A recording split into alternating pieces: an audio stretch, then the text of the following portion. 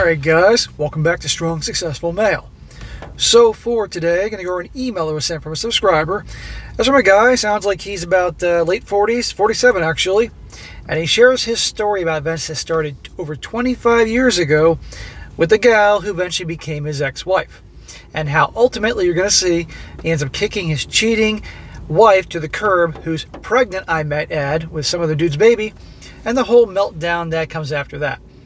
And I'm doing this one, guys, or shall I say he's writing in to share his story to give the perfect example why you never take back a cheater. Once a cheater, always a cheater, and this story is going to prove that, because you're going to see his ex-wife was, number one, a nurse. Ha ha. Talk about a cliche. And also she had cheated on him when they were together, and he took her back because obviously he was in love with her and all that, and she was crying and put on the show. And no surprise, back to her old tricks. Perfect example here, amongst many other things. So it's a little bit longer story, guys, but it's definitely a good one. A lot of things you guys can both learn from it and be entertained with tonight. So he starts off, says, hello SSM. I heard about your videos about 6 months ago. My wife and I are subscribers and devoted watchers ever since. Well, shout out to your wife for watching the show.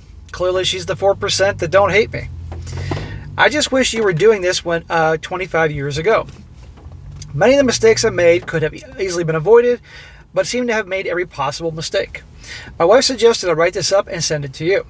If there's any doubt among your listeners about making mistakes of marrying too young and taking back cheating spouses, my story should help remove that doubt. My story highlights some of what you try to preach to your audience. I hope you find it worth presenting. Dude, it's a good story. Absolutely, yes. I do. You don't take back a cheater, and guys are fools for marrying too young. But try telling any young person, and I know you guys that are older understand this, try telling a young person reality on things, because young people think they know everything, you know. Mine is a cautionary tale that I've learned the hard way. Do not take them back. That's my advice to anyone with a cheating spouse. Once a cheater, always a cheater, and here is my story. My name is Arlo, and I'm 47 years old. I was married to Alice, my age, who I met in college when I was 18 years old. This story also involves my former best friend Nick, also my age, who I'd been best friends with since elementary school. That's a long time with a bro. Let's see what happens to end that friendship with the bro. Nick and I met Alice during our freshman year in college. Alice came from the same hometown where Nick and I grew up, but we didn't meet her until we were all at the same college. The college was about 30 miles from where we all grew up. Alice, Nick, and I had some of the same classes, and we began studying together.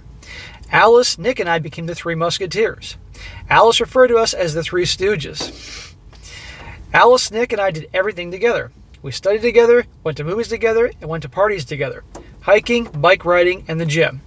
We were inseparable our freshman and sophomore years at school, but only as friends.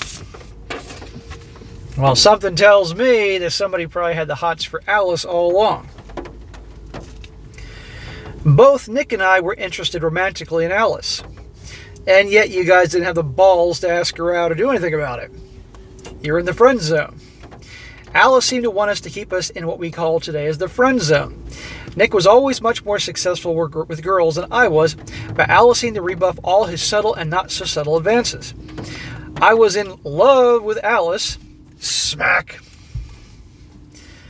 Well, I didn't want to risk our friendship by coming on to her. Smack. Bullshit. You just were too chicken to freaking ask her out and make a move. Remember, women like guys have balls and go for what they want. She knew you liked her. Come on, and you're going to see it'll prove what I'm saying here. Guys, if you do relationships and dating and you like a chick, go for it. Life is short. They respect you. If they turn you down, they turn you down. But your friendship was a bunch of bullshit because you secretly had the hots for her. I was in love with her, blah, blah, blah. Nick and I seemed condemned to remain just Alice's friends. Well, you chose to be in the friend zone purgatory. Nick and I both dated other girls. Nick was always more successful than me. None of the girls I dated measure up to Alice. Pedestal. The other girls always seemed a poor second. Alice was everything I wanted. Alice also dated other guys during this time. No guys lasted very long. Alice was back hanging out with Nick and me. Our friendship continued. At the beginning of our junior year, I was walking Alice to her dorm after she and I spent some time with friends at a bar. Nick had a date, so he wasn't with us. Both of us had too much to drink, and while we were walking, we got into an argument. I don't remember how or what our disagreement was about. I do remember watching her look at me angrily while we fought.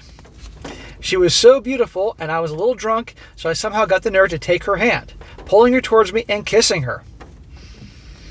Well, I guess it was the Guinness that got you to do that, huh? To my astonishment and great joy, she kissed me back. We parted for a second, looked at each other, and kissed again. The kiss lasted forever. Yes, and there was fireworks in the sky, and the birds, and the squirrels, and the chipmunks, and the deer were fucking singing along like in a goddamn Walt Disney movie. Magical. Jesus, dude, this is just one chick. But you're fighting because like the sexual tension going on between you guys. You had the balls and made a move. Look what happened. Learn.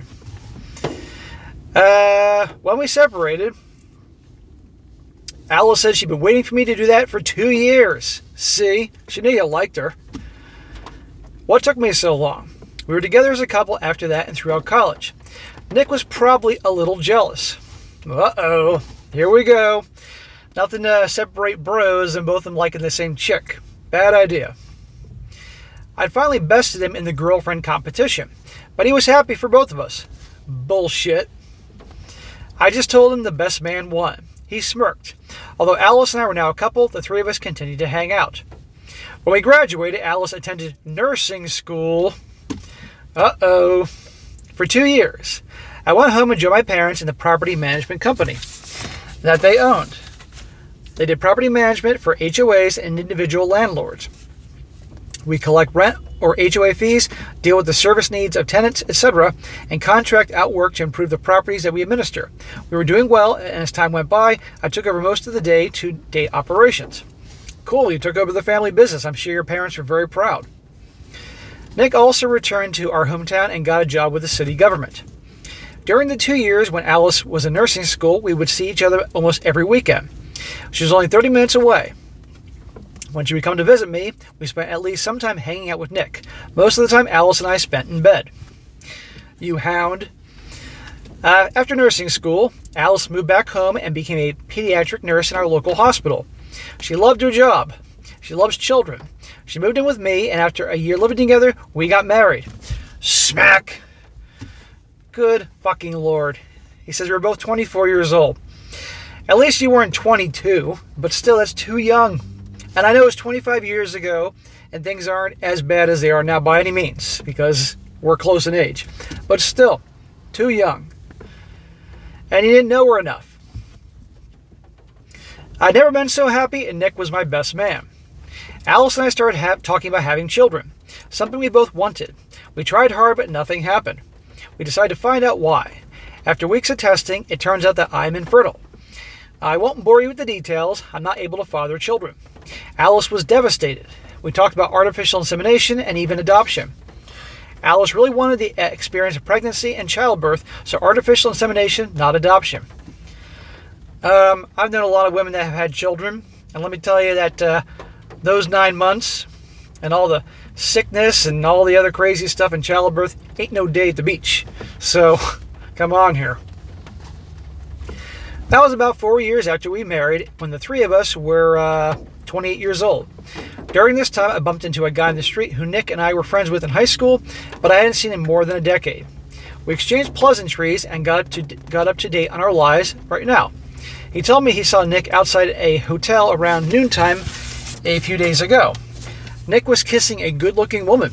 He didn't want to interrupt, so he didn't approach Nick. I'd wondered who Nick was seeing now and if I knew her. I asked if the high school buddy knew who she was. He said he'd never seen her before, but described her. He was describing my wife. His description fit Alice to a T. Hair color, height, everything down to her nursing uniform. Alice always wears her hair in a ponytail when she's at work to keep it out of her face. I asked him if the woman had a ponytail, and he thought for a second and said yes. Did I know her? And I said I might. That's fucking terrible. It could have been someone other, than Alice, but my gut told me it wasn't someone else. As you all are aware, always listen to your gut. When Alice got home from work that night, I asked her if she was cheating on me with Nick. She turned pale, but adamantly told me that such a notion was crazy. She'd never cheat on me. I told her a high school friend saw her making out with Nick at lunchtime in front of an old hotel. She said it couldn't have been her. The friend was mistaken. I told her I didn't believe her. The friend described her exactly. It was her. I told her that our marriage was over unless she was honest with me. Well, good for you, because, the way you described how infatuated with her, in love with her back in the day, I could see how easily you would have believed the first thing she said or fell for the waterworks, but I'm glad you stuck to your guns and said no. He described you to a T, blah, blah, blah. Alice started crying. Shocker. I looked away and admitted she was seeing Nick. The bro. The best friend since elementary school. What a fucking scumbag. This dude's ego couldn't handle that you got the girl that he couldn't. He was obviously with that friend that got lots of girls, but the one girl he liked and probably could honestly care less about, you got her, and he has to stick it to you by sticking it to her. How long? A couple months. I asked why. She said she loves me, but has always been attracted to Nick. Sounds like you're the safe, stable, good guy. Well, Nick's more the bad boy, so she has that attraction to the bad boy. I'm sorry to say. He had come on to her. She gave in. Oh, well, it's all his fault. They've been meeting at lunchtime. It didn't mean anything. Hobag Handbook, Chapter 5, verses 9 through 12. She told me that she would end it with him right away. She wanted to be with me and remain married. Fuck off. It was a mistake and she'll never do it again. Please forgive her. She'll be the best wife a man could have from now on. She'd never talk to Nick again and she loves me. Again, nurse. I asked if they hooked up in college, something I always suspected but didn't want to believe. She said yes. They would occasionally sleep together, but that ended when she and I got together. She ended it with him because she wanted to be with me. Yeah, because she's finishing up school soon. She needs to lay some roots with the husband who's the one that could be reliable and all that. Nick obviously wasn't. So this is the point where you should have said, take your shit and your slutty nurse outfit and get out of here. We're done. It's not like you had kids with her to tie you down. You didn't mention about owning a house. Unfortunately, our brother here didn't do that yet. I told her to get out. Well, at least he did that. We were divorcing. She was really crying now. She was still crying, but when she was calm enough to talk, she said she didn't want a divorce. Well, of course. Nick wasn't important to her. I was her world. She would do anything to make it up to me. She couldn't live without me. Please tell her what she needed to do to make things right. Well, you could really had some fun with her if you wanted to, and then dump her. Guys, all these lines. You watch me all the time. If you watch me once a week, you've heard all these goddamn lines all the time. It's the same thing. That's why I call it the Hobag Handbook. It's the same lines over and over again. I told her to pack some clothes and get out. I didn't want to spend another minute with her. We are done. She started sobbing uncontrollably, and I just watched her. After a time, I repeated that I want her out of my life. I would never forgive her. More crying, and I told her to get out. I'm very impressed that you didn't cave so easily. You do cave, but at least not so easily. I guess she realized I wasn't going to give in to her pleading and tears, and she went to pack a bag. She made one more attempt to change my mind and let her stay. I told her to get out. She left. I slammed the door behind her. I was alone, wondering how the woman I love so much and my best friend could betray me like that. Dude, I'm sorry. That fucking sucks. The girl you love and a guy who you thought was your bro. But I'm sure deep down you weren't that surprised about how this Nick jackass behaved. You couldn't have been that surprised. Nick called and called, leaving messages apologizing for everything. I vowed never to talk to Nick again. I kept that vow all these years, but I missed my wife horribly, and I loved her. 4 days later, I answered a knock at the door. It was Saturday, and I had just gotten back from working out. It was Alice, her bag in hand. She looked at me pleadingly. I closed the door in her face. She started crying again, so loudly I could hear her through the door. I yelled at her to beat it. She continued crying on my doorstep. I thought about calling the cops, but I didn't think they would do anything. It was just a woman crying outside her home. They'd probably let her in and listen to her, son. That type of talk. I didn't think they would remove her. When they showed up, the tears would stop, and she would undoubtedly tell them that I wouldn't let her in her home. They'd probably tell me to let her in. That's exactly what would happen. After 10 minutes of this, I opened the door and told her to leave. She was embarrassing herself. The neighbors might call the police. She just continued standing there crying, her eyes bleeding, and I shut the door. So, she's banking that her perception of you is the nice guy will eventually take her back if she keeps crying. This is like a kid who throws a tantrum. Back when there were toy stores, you know, the old days when life was awesome with Toys R Us. Toys R Us was awesome when I was a kid. And you have a little kid there that wanted some toy, and mom and dad said, no, you already have 200 G.I. Joes at home, you can't have another one. And I'm not talking about me before you even think about that. And the kid starts bawling his eyes out. And finally, after crying and stomping his feet, the parent gives in and gives him the goddamn G.I. Joe. That's what we got here, except hers with Malibu Barbie.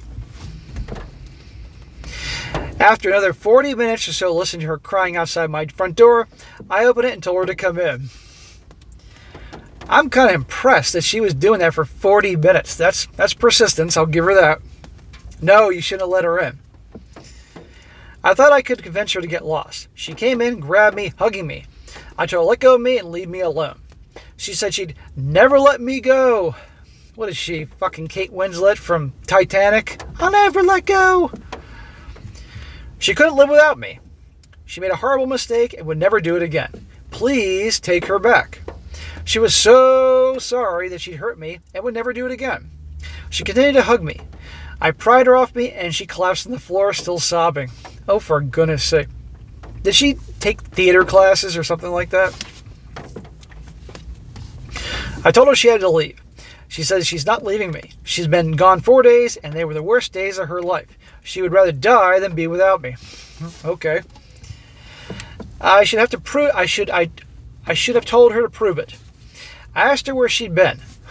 Gee, I wonder where she's been for the last 4 days. Who could guess?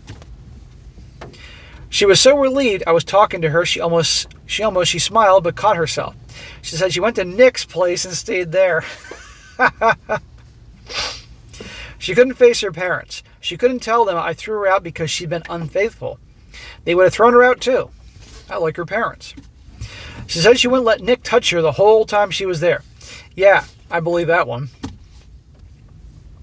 She slept on his couch. The entire time she just thought about me, how much she loved me, and how she'd wrecked her life. She was determined to fix what she did. We could be happy together again. I'm never going to trust you again. Every time you go out, I'm going to be thinking who you're hooking up with. When you're on your phone, who you're talking to, texting, etc., etc. Every time we are hooking up, I'm going to picture you with Nick. You destroyed my ability to trust, to love. We're going to be able to move on so easily. It's easy for you, cheating wife, because I didn't do anything to you. To make a long story short, I took her back. Smack, smack, smack. Bro, I know you now know, at 47 years old, but good freaking Lord. At least you didn't make it that easy for her, but still. Well, gentlemen, you're going to see in 10 minutes what this leads to. After I took her back, Alice was the best wife anybody could ask for. Neither of us saw or talked to Nick again. At least I never saw or talked to him again.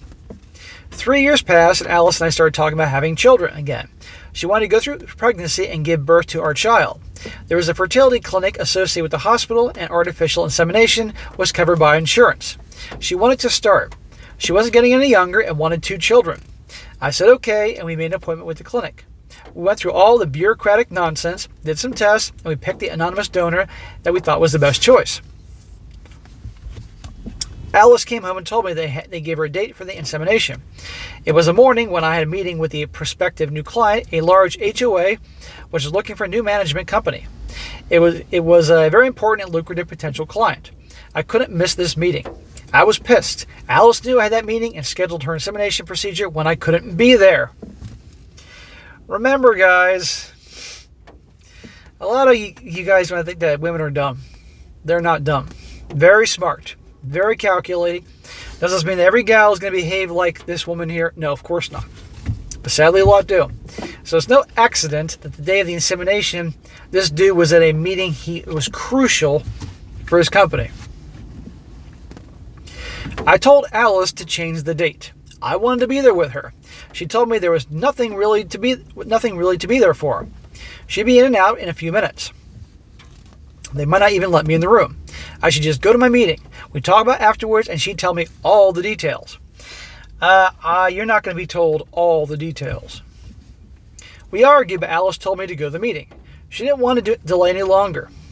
Remember how she said she was going to be the best wife ever and all that bullshit from 3 years earlier in the whole crying episode? Her getting difficult with you is not being the best wife ever. But now she knows you're not going anywhere, and things have changed. It was the time of the month when success was most likely. She could go on her own and go back to work. I told her I'd reschedule my meeting. She got angry and told me not to be silly. Hold on here. You said you rescheduled the meeting and she's now mad at you? Why are you getting so worked up, honey? I thought you wanted me to be there. My meeting was important. There was nothing a medical procedure. She wasn't a child who needed me to be there to hold her hand. She won the argument. She went to have her procedure. And I went to my meeting. Alice became pregnant. We were super excited. The pregnancy was going well. Alice looked like she was in bliss. She had a perpetual smile on her face. Oh, I'm sure she did. After her infidelity with Nick, after we got back together, I started to go by the hospital to take Alice for lunch. I was suspicious and wanted to check up on her. My trust issues and suspicions probably will never go away. And that is why you don't take back a cheater, because you're always going to be wondering, what the hell are they up to? Can I trust this person? Blah, blah, blah. But I could live with that as long as I could reassure myself she remained faithful. So I checked up on her by occasionally surprising her at lunchtime. Guarantee you she saw through that. Alice never knew when I was coming to surprise her. She was always at work when I came by, either on the floor or in the break room.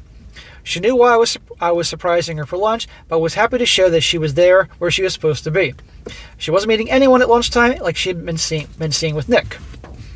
About 5 weeks into her pregnancy, I was entering the hospital to surprise Alice for lunch, when I saw one of the fertility clinic nurses who we've been working with.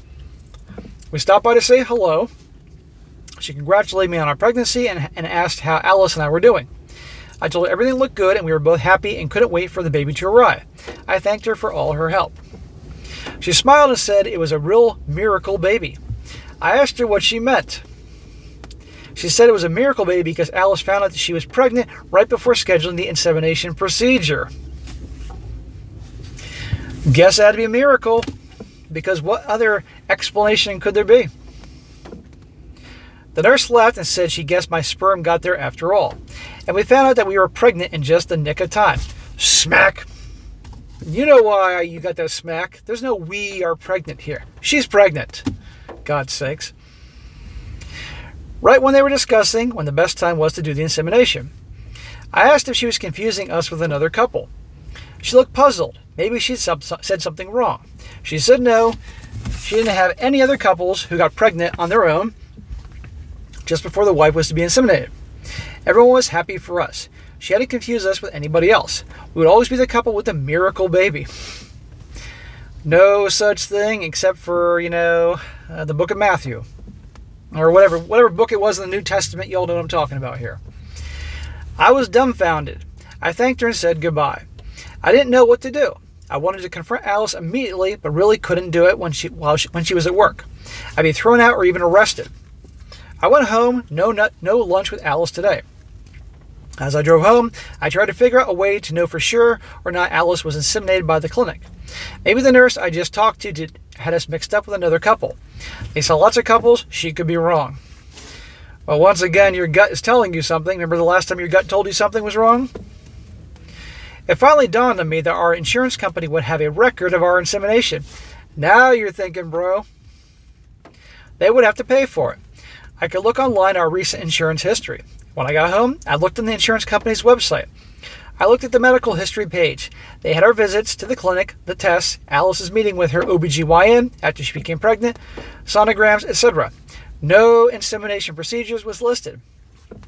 Alice got pregnant without being artificially inseminated. Not by me. I wondered who with.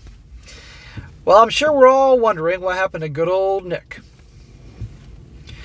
I was growing increasingly angry waiting for Alice to get home from work. By the time Alice got home, I was beside myself with rage. I decided to control the anger and tried to get the truth out of Alice. This is Miss cried for 40 minutes. Good luck with that one. If hiding my anger didn't work, getting the truth from her, she would see me my full fury. When she arrived home, I told her to sit down. We had to talk. She smiled and started telling me about the day she had, and she scheduled a sonogram for next Tuesday at 11. Could I come? I asked Alice, who was the father? The color left her face, and she looked at me trying to gauge how serious this was. Remember when he confronted her about Nick earlier, and he said the color left her face, it turned white? Here we go again. She said the donor was anonymous. I knew that. I asked her again, who was the father? She said this was stupid, and she was going to go start dinner. She got up. I yelled at her to sit down. Now she knew how serious this was. She was terrified. I told her I knew she wasn't inseminated by the clinic. She said of course she was. This was the only way she could have gotten pregnant. I told her no, she did not. She did it the old-fashioned way. Who was the father? I showed her the printout from the insurance website. No insemination. Again, who's the father? That's when she's probably like, it was a mistake. The insurance company made a mistake. No, they didn't. Alice broke down in tears. She was wailing, repeating, I'm so sorry. I'm so sorry. I'm not making this up, guys. This is what he wrote. Over and over again. I said, who? She cried and cried, burying her face in her hands. I waited. When she calmed down enough, she said she bumped into Nick at the hospital. Bumped, huh? That's what they call it these days. Bumping and grinding. He was there for blood work for his annual physical. They said hello, spent a couple of minutes catching up, and said goodbye. This was shortly after we started going to the clinic. Alice said she really didn't want some anonymous donor as the father of her baby. She checked Nick's medical chart and said he was healthy. It didn't look like he would pass her any whatever diseases to the baby. She figured he could be the father without him knowing. And without me knowing, it was just another way to be inseminated, and it meant as much to her as having it done by the clinic. What a load of bullshit. This dude happened to be there that day, and the same day she didn't want her husband there, and was able to inseminate her. No, bullshit. What's going on is they're hooking up again. And she gets pregnant, but that's what happened here. She called him, and they hooked up and continued to hook up until she got pregnant. When she was pregnant, she told him that we're done. She told him that she loved me and felt guilty and ended with him. Nick didn't know he was the father and would never know. Oh, okay, honey, that's fine with me then. That explains everything. So, back to the whole once a cheater, always a cheater thing. Bro, I'm sorry this happened. And I'm sure it was painful to write all this shit out and hear it here on YouTube and all that. But you sending your story will help guys out. It really will. But holy fucking shit. I didn't believe any of this. She was back to seeing Nick and decided to get pregnant by him. Going to the clinic was just a cover for her cheating and getting pregnant by him. Exactly. I asked when they found time to meet up. She said she and I agreed she would take double shifts to pile up sick and vacation time. She complained that the comp time was to extend her time with the baby. Even back then, the hospital gave generous maternity leave, but at half pay. She could take the maternity leave, but in addition, sick leave and vacation time at full pay. She had discussed that, and we both thought it was a good idea. Sometimes when she told me she was working a double shift, she was with Nick. What'd I tell you? They're not stupid. Masters at plotting things out, scheming, all that. She never, ever lost her. Always carried a torch for this guy. I told her I want a divorce. We've been through this song and dance 10 minutes ago. She should pack and leave. We'd be communicating from now on only through our attorneys. More tears. More telling me she's sorry. More she loves me and only me. Alice said she knew I would want her back again. I took her back before. We loved each other too much to divorce. We have a wonderful child, and Nick had never had to know. Trust me, Nick knows. Nick doesn't give a shit. Cherry Tyrone doesn't care. See, as I say, when women build up a certain perception of a guy, it's never going to change. He took her back the first time after 40 minutes of crying and falling on the ground and wailing and sounding like a Tusken Raider and all that. She figures, he'll do it again. I'll just cry for 80 minutes this time and roll around more on the floor and whatever. After an hour of my continuing to repeat that we're divorcing, that I never wanted to see her again, she finally left. I guess she thought I'd cool off like last time, then we get back together. Not gonna happen. Alice continued to leave voice messages throughout the divorce process. Shortly after I threw her out, she left me a voice message saying that the only thing she wanted more than the baby was me. It's not too late to abort the pregnancy. She would do that if I would take her back. I ignored all her messages. What an asshole. We were divorced a little over a year after that. Thank the Lord. I haven't seen her again since. My attorney told me that Alice was going after Nick for child support. He was refusing to give her anything. I hope they battle over this for years. Oh, they will. As I said, I'm 47 years old now. I remarried 3 years ago. So, I'm trying to do the math here. I guess this all went down. You're 47 now. You got married 3 years ago, so you're around 44. And it sounds like all this bullshit went down with her probably in your early 30s, I guess. So you spent a lot of time being single. So that's a lot of time thinking things through. So I really do hope round 2 is much better and you've learned a lot and all that. I didn't think I'd ever be married, but my new wife is a wonderful woman, and I love her deeply. She's everything I need. We decided before we married to not have children. I think of Alice now only with regret. Regret that she's a cheater and always will be. Regret I took her back and just didn't get on with my life. Dude, you didn't know. And you did what most guys would do, so it's not like you're alone or anything. So what did I do wrong? I got married too young. I took Alice back after her first infidelity. Never take them back regardless of what they say, what promises they make. It never ends well. Listen to SSM, throw them to the curb. Amen. Bro, that was a great story, and I'm sure that was tough doing that, so I'm glad you did, and you're going to help out other dudes out there. A lot of guys watch this for the entertainment factor. No problem there, I get it. But also, there's so many important life lessons to learn here, and if you just you sharing your story helps just one guy out there who maybe is seeing suspicious behavior, kind of like your story, or whatever, it was worth it, And I'm sure you felt like your heart was ripped out and thrown into chopped in a million pieces, but you survived. And I'm glad. It sounds like you're doing really well, and you're with a good girl. And just like I said, with your marriage, I wish you the best. Just remember all the things I teach on this channel. But if your girl likes me, then she has to be all right. But remember the things you learn here, and I wish you guys the best. But again, remember, always watch for the red flags, trust your gut, etc., etc. And I guess Alice, good old Alice, is out there somewhere with like a 13-year-old or something, or 14-year-old. And I'd love to know what happened with good old Nick. But also, guys, in this story, bros before hoes. Come on here, But that guy didn't care. So at the end of the day, this guy here telling the story is having the last laugh. But anyhow, and also, let's not forget about the nurse stereotype. Does it mean every nurse does this? No. But it's amazing how many do. I wish you the best, bro. All right, guys, that is it for today. Be sure to comment down below and let me know what you think about this. Give this guy a shout out. And also, guys, you got a great story like this here, definitely email it to me. strongsuccessfulmale@gmail.com.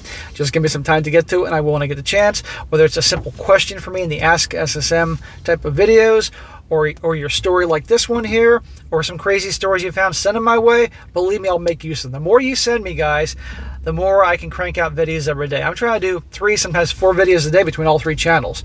And if you haven't subscribed to the other channels, They Did What for the crazy shit, and SSM Clips for the shorter crazy shit, definitely do that. Because every time you subscribe to my channel, you piss off a feminist. Remember that. And be sure to like the video, share with your friends, and subscribe. And I'll catch you next time.